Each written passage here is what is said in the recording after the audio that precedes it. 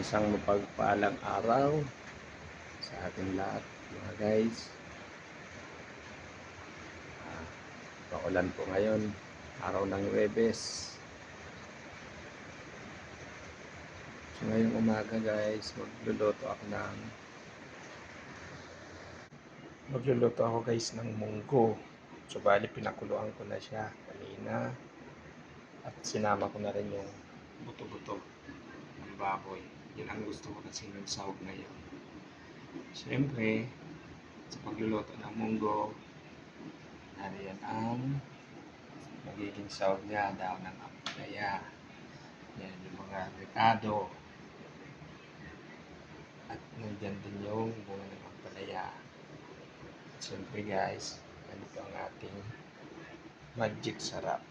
At ito nga pala guys ang ating ipanggigisa para mas malinamnam siya. So, simulan natin. Isa ko na yung loya. Pinapainit ng kunti yung mantika, ay yung wali. Sunod natin ang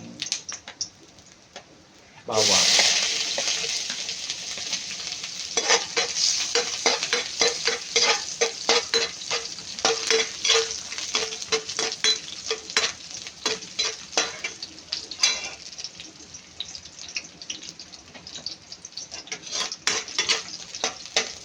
Medyo mapula-pula na sibuyas.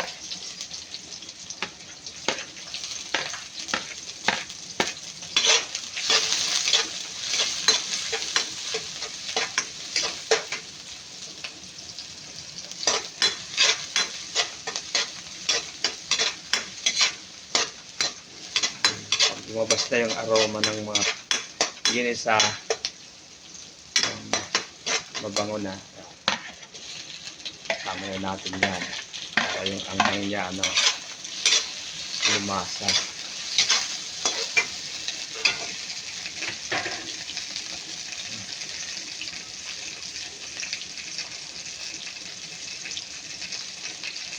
Ito nga pala guys yung dairy cream, medyo natunaw.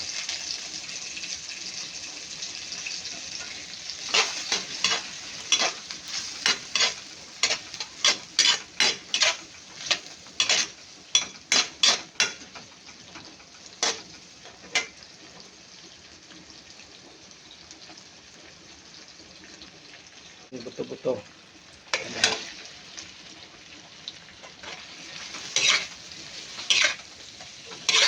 Lambot na yan kasi sinama ko sa pagpakulo ng munggo.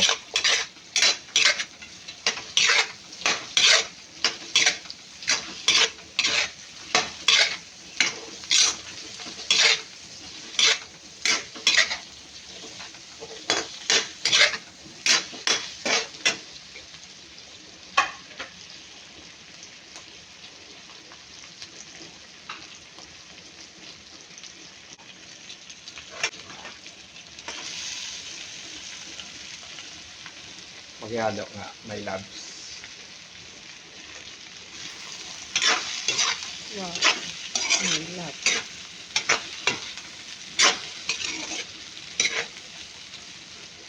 Alam mo ba po?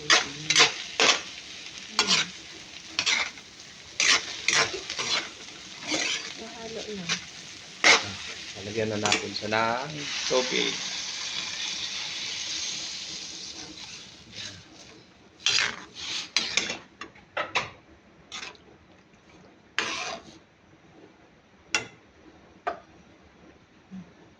Kaya natin kumulok guys. Guys, lapot na. Haluin na muna natin.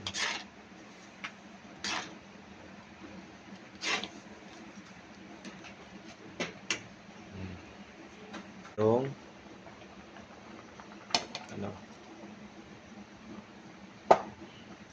ampalaya.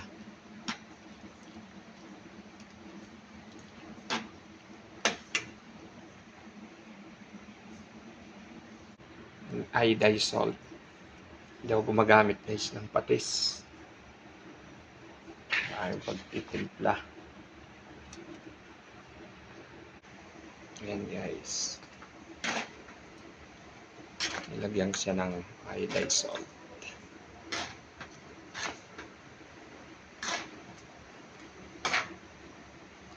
Ayan.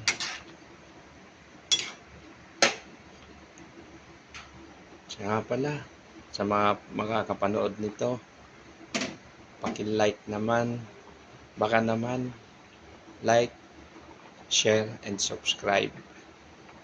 Malaking tulong nyo na po to sa naghihingalong ekonomiya. Lagay na rin pala natin ang pambansang seasoning.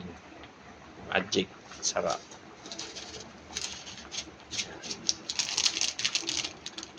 Tama lang yung isang piraso.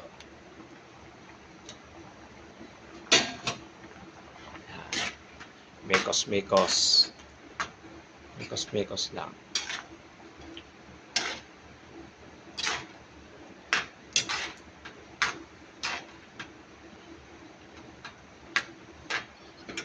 Pwede na natin ilagay guys yung talbos ng ampalaya.